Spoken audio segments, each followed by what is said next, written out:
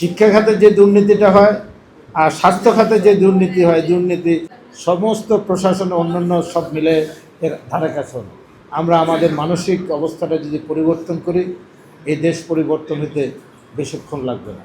আমরা সর্বোচ্চ শিক্ষিত লোকেরাই শিক্ষা খাতে আছেন আর সর্বোচ্চ শিক্ষিতরাই ডাক্তারের পেশায় আছেন।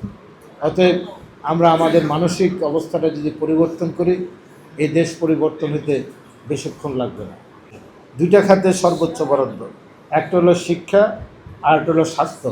এই দুই খাতে বাংলাদেশে যা দুর্নীতি হয়, সব ডিপার্টমেন্ট, পুলিশে বলে আর কি দুর্নীতি করে।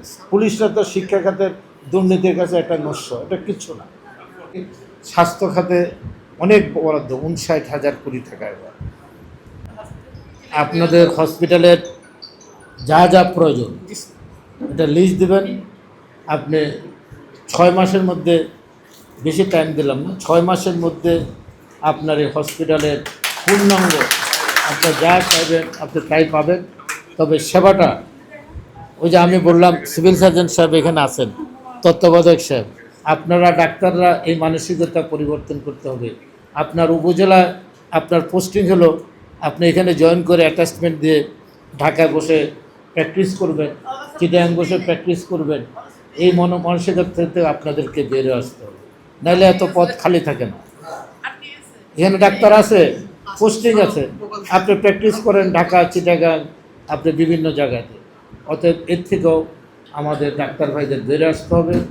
এবং এর জন্যই ওদের আইনও একটা হচ্ছে, আপনি পাশ করার পরে আপনার ইউনিয়নে, উপজেলায় মিনিমাম 2 বছর আপনাকে চাকরি করতে হবে। এর বাইরে নাহলে আপনার কী বলে এটাকে, আপনাদের সনদ বাতিল হয়ে যাবে।